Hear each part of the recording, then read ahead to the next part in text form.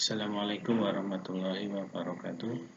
Mahasiswa kelas statistika yang berbahagia, pada kesempatan kali ini kita akan mempelajari materi tentang ukuran simpangan. Ya, di dalamnya ada simpangan rata-rata, kemudian varians, simpangan baku, dan angka baku. Baik, kita masuk ke materi yang pertama, yaitu simpangan rata-rata atau kita mengenal dengan istilah deviasi min. Apa yang dimaksud dengan simpangan rata-rata? Yaitu rata-rata jarak antara nilai-nilai data menuju rata-ratanya.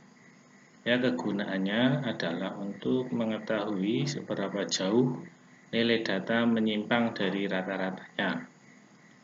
Jadi kita bisa menghitung ya, simpangan rata-rata itu untuk data tunggal dan data kelompok. Jika data tunggal, maka simpangan rata-rata adalah seperti sigma ya, X ke I dikurangi rata-rata, dan ini adalah angka baku, kemudian dibagi N banyaknya data ya, atau bisa penulisannya N seperti ini, atau menggunakan sigmanya dulu kemudian dibagi dengan N.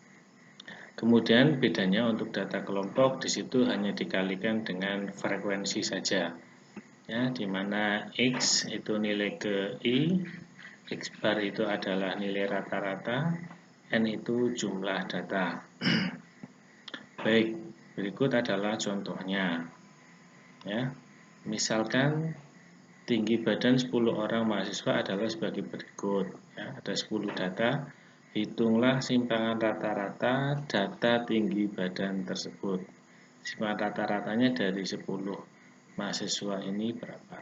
Kemudian langkah pertama, saudara harus menghitung nilai rata-ratanya dulu dari 10 orang ini. Maka menghitung rata-rata pernah kita bahas ya. X bar itu berarti dijumlahkan semua datanya ini 172 tambah 167 tambah 180 dan seterusnya sampai ke 10, ketemunya adalah 1701. Kemudian dibagi dengan N banyaknya data. Ini ada 10, 1, 2, 3, 4, 5, 6, 7, 8, 9, 10. Maka rata-ratanya adalah ketemu 170,1. Kemudian setelah ditemukan rata-ratanya, maka yang kedua adalah kita menghitung nilai X pertama sampai ke 10 dikurangi X bar.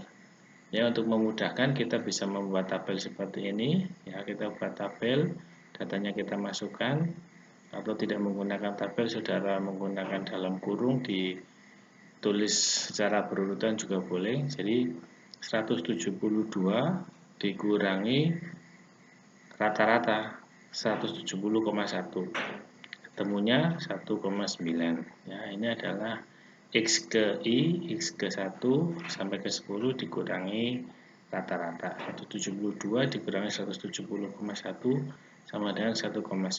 Ingat, di sini ada garis lurus 2, artinya nilai mutlak. Ya, jika di situ ada nilai negatif, maka ditulisnya bisa positif.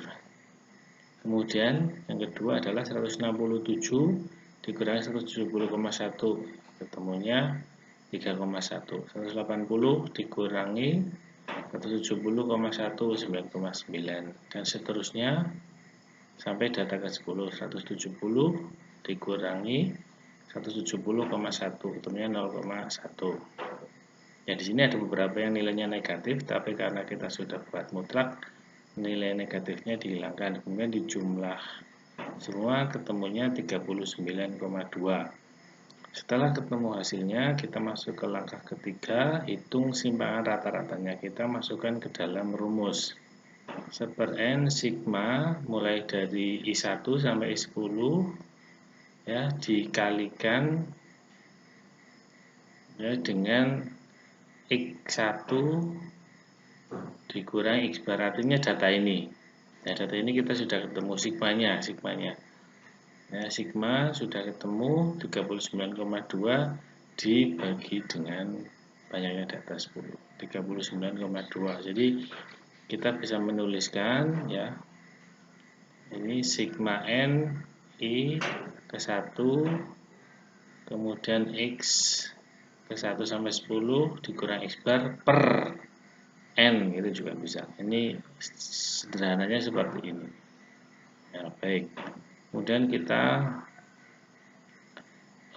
jika data kelompok bagaimana? Saya rasa jika data kelompok saudara tinggal menambahkan F saja di kolom ketiga. Jadi soal tentunya sudah ada F berapa ya, kemudian di sini juga ada angkanya, nilai F-nya, kemudian F kali X min X bar dikalikan 1,9 kali frekuensi berapa, 3,1 kali frekuensi berapa, ketemunya berapa, jumlahnya berapa, kemudian jumlah itu dibagi dengan banyaknya data. Itu jika data kelompok ya, jadi bedanya di situ hanya ada F-nya, frekuensi, tapi langkahnya sama. Baik, kita masuk ke yang kedua, simpangan baku, atau kita mengenal dengan istilah standar deviasi. Ini sering sekali digunakan dalam penelitian ya. Merupakan ukuran penyebaran yang paling banyak digunakan, disebut sebagai simpangan standar atau standar deviasi. Simpangan baku diperoleh dari akar varians ya, atau ragam. Rumus simpangan baku data tunggal ya, simpangan baku disimbolkan dengan S, yaitu akar dari penjumlahan X ya, data ke 1 dikurangi X bar rata-rata kuadrat dibagi N ya. Kemudian jika data kelompok ya sama akar, cuma di situ ditambah dengan frekuensi ya, kemudian jumlah frekuensinya berapa atau jumlah keseluruhan datanya berapa. Baik, kita masuk ke contoh ya, contohnya dalam bentuk data tunggal, tapi untuk data frekuensi nanti saudara bisa menyesuaikan. Perhatikan data nilai siswa berikut. Tentukan simpangan baku dari data di atas ya, ada data 7, 6, 9, 8, 9, 7, 5, 5. Langkah pertama adalah kita menghitung rata-ratanya terlebih dahulu ya, X barnya. Jika ini dijumlahkan ketemunya 56 dibagi dengan banyaknya data ada 8. 56 bagi 8 sama dengan 7. Kedua, hitung ya X ke 1 sampai ke 8 dikurangi rata-rata dikuadratkan. Maka untuk mempermudah kita buat tabel bantu. Ini datanya kita masukkan ya, 698. Kemudian X ke 1 dikurangi X bar. 7 dikurangi 0. 7 dikurangi 7 dikurangi 7. 7 dikurangi 7 karena ini kan X 7, X barnya 7. Ya, 7 dikurangi 7 0. Jika dikuadratkan 0. 6 dikurangi 7 min 1 dikuadratkan 1. 9 dikurangi 7 2 dikuadratkan 4. 8 kurangi 7 1 kuadratkan 1. 9 kurangi 7 2 dikuadratkan 4. 7 kurangi 7 0 dikuadratkan 0. 5 kurangi 7 min 2 dikuadratkan 4. 5 dikurangi 7 min 2 dikuadratkan 4. Kemudian dihitung jumlahnya ketemu 18 ya. Kemudian ketiga, masukkan rumus dari simpangan baku ya. Simpangan baku S akar sigma X min X bar kuadrat dibagi N. Ketemu sudah hasilnya 18 dibagi N 8 ya, 18 dibagi 8 2,25 ya, kemudian kita akar ketemunya 1,5. Begitu juga ketika ini untuk data kelompok, maka saudara tinggal menambahkan di sini ada frekuensi, tinggal X min X bar kuadratnya dikalikan dengan frekuensinya, maka yang digunakan jumlahnya adalah yang sudah dikalikan dengan frekuensi. Kemudian dimasukkan ke dalam rumus dibagi dengan banyaknya data. Baik. Kemudian kita masuk ke yang ketiga, yaitu varian. Varian dapat menggambarkan bagaimana berpencarnya suatu data kuantitatif. Varian diberi simbol sigma kuadrat untuk populasi dan S kuadrat untuk sampel. Varians adalah rata-rata dan kuadrat dari selisih tiap-tiap data dengan min-nya. Nah, pada dasarnya untuk rumus varian itu adalah sama dengan rumus simpangan baku. Cuma kalau simpangan baku itu ya, hanya dihitung S-nya saja. Tapi kalau varian itu S kuadrat. Tapi kalau kita lihat struktur yang membangun dari rumus ini sama. Ya, kita lihat sama. Ya, baik, jadi sesungguhnya simpangan baku itu adalah akar dari varian. Nah, ini adalah varian untuk data tunggal dan varian untuk data kelompok. Jadi ada berbagai jenis, ada yang menggunakan N-1, ada yang tidak menggunakan. Jadi kalau untuk N-1 itu untuk menghitung sampel, kalau N saja itu untuk menghitung populasi. Baik, kita masuk ke contoh. Ya, perhatikan data nilai siswa berikut. Ya, 7698975. Tentukan varians dari data di atas. Pertama hitung rata-ratanya. Ya, dijumlahkan semua. Untuknya 7. Ini soal yang sama dengan di standar deviasi tadi. Ya, 56 dibagi banyaknya data 8. 7. Kedua hitung X min X barnya. Ya, ini tadi sama juga 7 min 7 0. Kemudian 6 min 7 min 1 dikuadratkan 1 ya sama 18. Ketika hitung varian. Varian rumusnya adalah S kuadrat atau memang lambangnya adalah S kuadrat. Masukkan datanya 18, hasilnya dibagi banyaknya data 2,25. Ya, jadi varians itu adalah simpangan baku yang sebelum di akar. Jadi 2,25 sama dengan ini. Nah, ini adalah nilai variannya. Jadi antara varian dengan simpangan baku, jadi nanti kalau ada satu soal, kemudian saudara diminta untuk mencari varian dan simpangan bakunya, mesti ada data yang sama, hasil yang sama. Ya, antara varian sekian, kemudian simpangan bakunya tinggal diakarkan. Ya. Baik, ini hasilnya 2,25. Baik, kemudian yang terakhir adalah angka baku, atau kita mengenalnya dengan istilah Z-score. Fungsi angka baku adalah untuk mengetahui perbedaan suatu kejadian dibanding dengan kebiasaannya. Ya, konsepnya nilai yang menyatakan perbandingan antara selisih data dengan rata-ratanya. Perbandingan antara selisih data dengan rata-ratanya berbanding dengan simpangan baku data tersebut, berbanding dengan simpangan baku data tersebut. Jadi walaupun di sini rumusnya sederhana, tapi yang harus kita cari cukup banyak karena kita harus mencari rata-rata, ya.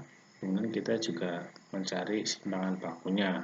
Jika rata-ratanya sudah diketahui dalam soal dan simpangan bakunya sudah diketahui dalam soal, itu akan mudah. Tapi jika belum, maka kita harus mencari rata-rata dan simpangan bakunya. Baik, kita masuk ke contoh. Diketahui data sebagai berikut, ya. Ini ada data, ada 10 data. Hitung angka bakunya masing-masing, berarti kita menghitung sampai 10. Jawab pertama, hitung rata-ratanya. Sama seperti yang lain, cari rata-ratanya dulu. Ya, ketemunya totalnya ini adalah 97 jika dijumlahkan.